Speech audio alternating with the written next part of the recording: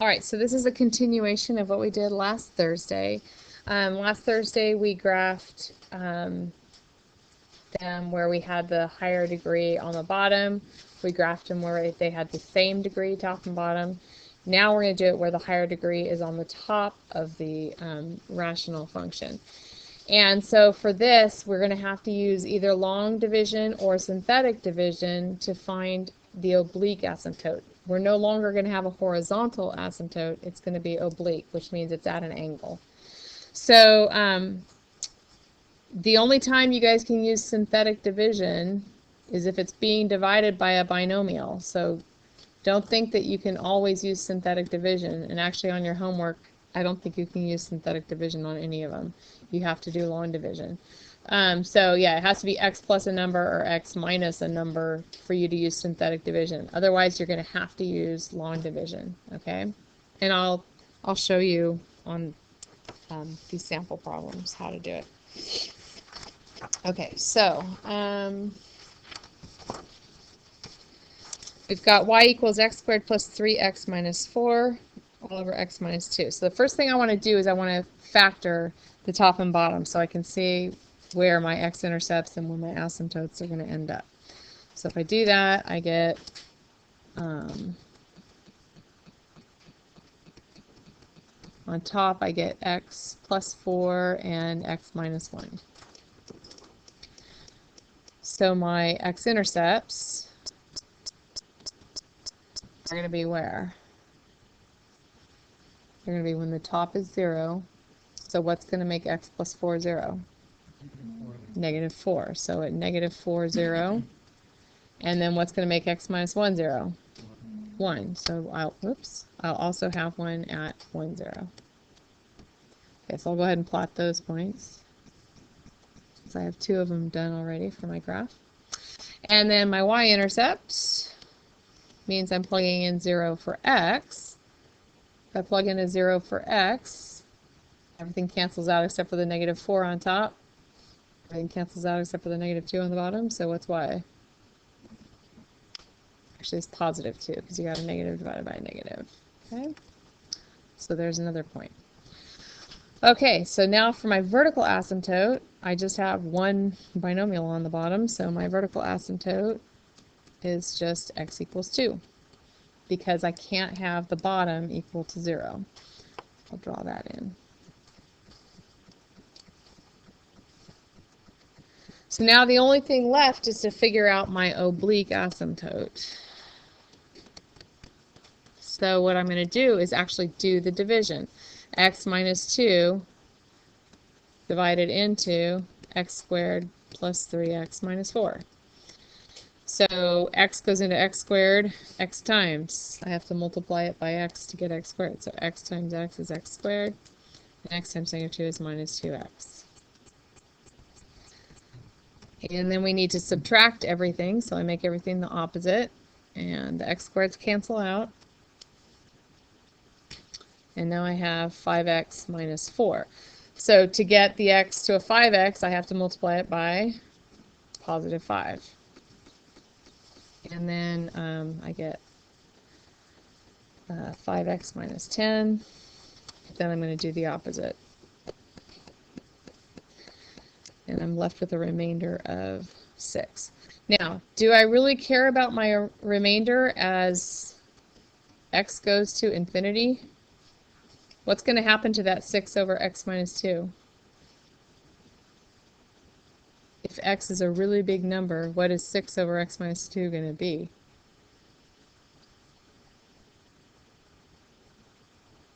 If I had 6 over 1 million, is that a very big number?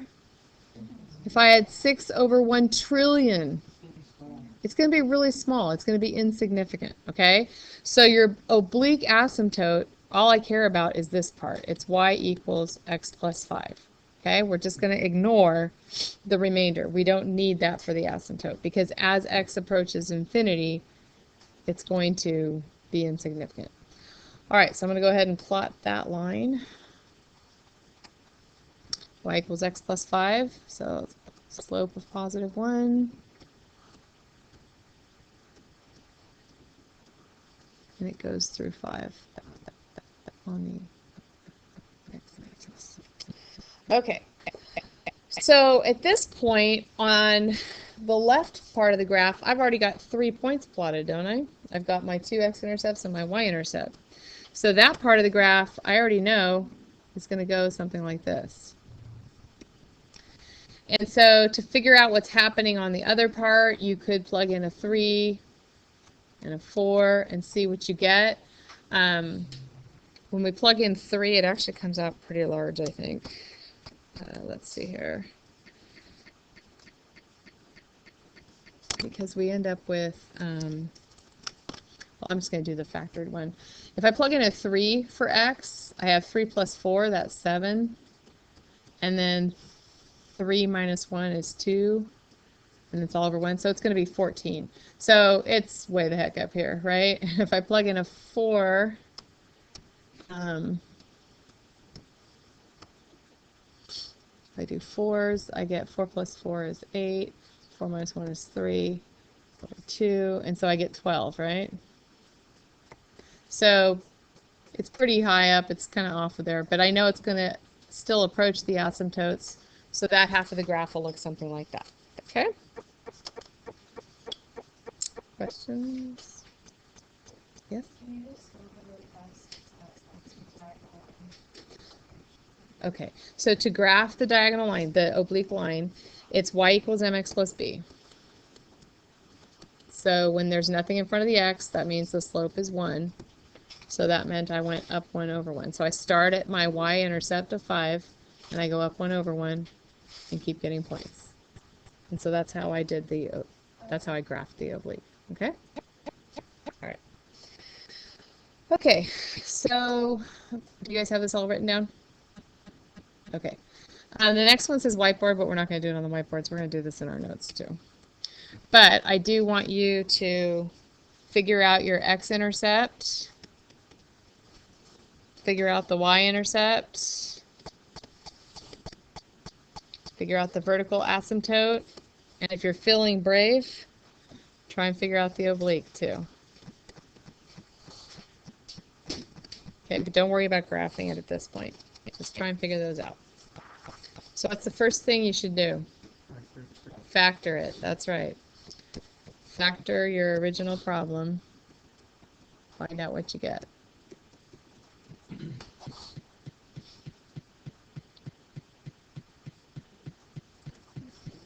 All right, so it looks like some of you guys are getting this. So when we factored the top, what did we get? X minus 3 and x plus 1? Yeah. Okay, so my x-intercepts were 3, 0, and negative 1, 0. And then if I plug in a 0 for x,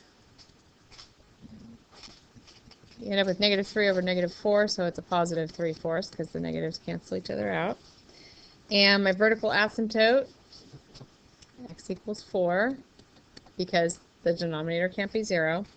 And then a number of you had the oblique one already figured out too, so that was awesome. We divided x minus 4 into x squared minus 2x minus 3. So first we had the x, and when you multiply it, you get x squared minus 4x, but when you make them the opposite, and to subtract it, you get 2x that gets brought down. And so that means we have to do the x times positive 2. And again, I don't really care about the remainder. I'm not going to worry about it. Because really, this is the part that I need. Y equals x plus 2. All right, so now when I come over to my graph, I'll go ahead and put that stuff in. So we've got 3, 0, negative 1, 0, 0, 3/4, and x equals 4. And y equals x plus 2. So I go to positive 2. It's the slope of 1 again. So there's my oblique asymptote. All right, so at this point, I can kind of tell what's going on. I'm curious what's going to happen at 2, if it's going to be higher or lower. So I'm going to go ahead and just plug in a 2 and see what I get. for y. So if I do that, if I plug in a 2 for my x's, I get -1 times 3 on top, and I get -2 on the bottom. So it's 3/2 or 1.5. So it actually goes up a little bit more. So I have a pretty good idea what's happening on this part of the graph, so I'll just draw that.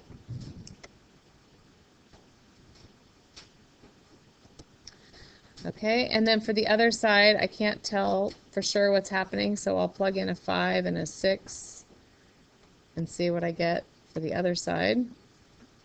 If I plug in a 5, I have 5 minus 3, which is 2. 5 plus 1 is 6. 5 minus 4 is 1, so I get 12. And then if I plug in a 6, 6 minus 3 is 3. 6 plus 1 is 7. 6 minus 4 is 2, so I get 21 over 2, which is 10.5. So then I can go ahead and plot those. They don't quite fit, but it looks like the other side's doing something like that. Okay? Questions? Yes? Do you need to always have both sides? Yes, you should always have both sides of the graph. Okay? All right. Okay, so I'm going to do one for you guys that has a hole in it, so you can see how one of those comes out. Because on your homework tonight, the first 3 will have holes. So I want to do another one of those for you besides the warm-up that we did. Okay. So on top, I've got x cubed plus 6x squared plus 8x. And in my denominator, I've got 3x squared plus 9x. So the first thing I want to do is factor the top and the bottom. So I pull out an x, and then I have x squared plus 6x plus 8, which gives me x plus 4 and x plus 2. On the bottom, I can take a 3x out, and I'm left with x plus 3. So my domain is going to be all real numbers, except x can't equal 0 because of this part right here. And then this part means x can't equal what? -3. Yeah, x can't equal -3. All right, but when I reduce the fraction, these x's can cancel out, right? So I'm going to lose a vertical asymptote, and I'm going to lose an x-intercept. So my x-intercepts are just going to be at -4, 0, and -2, 0. I lost the 0, 0 intercept. And so y-intercept, well, it would be 0, 0, except for that we have the 0 on the bottom, so there's actually none. I'm going to have a hole at x equals 0. I lost that asymptote, but I still can't have x equal to 0, so there's just going to be a hole in the graph there. My vertical asymptote is that x can't equal -3, so x equals -3 is the vertical asymptote. I'll go ahead and plot my 2 points too. Okay, and so I have, what I have left is my oblique. So I'm going to have to divide the 3x squared plus 9x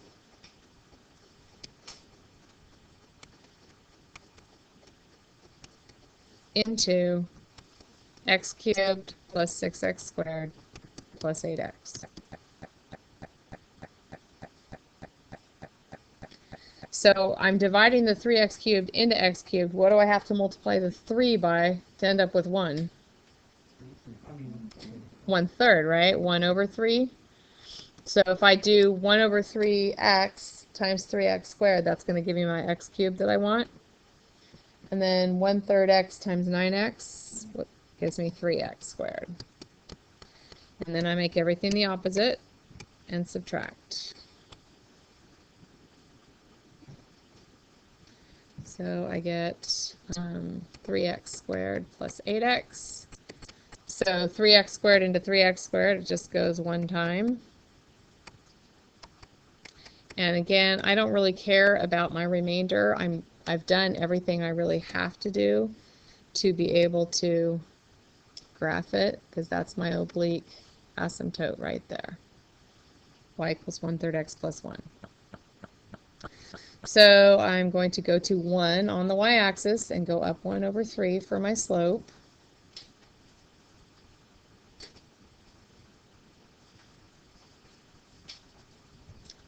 That will be my oblique asymptote.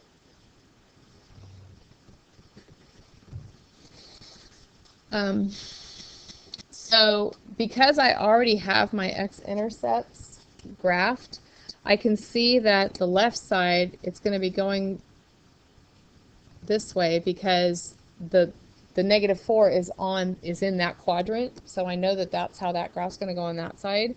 And then on the other side, it's going to do a similar thing, except for where do I have a hole? At 0. So I have to make a hole there in my graph at 0.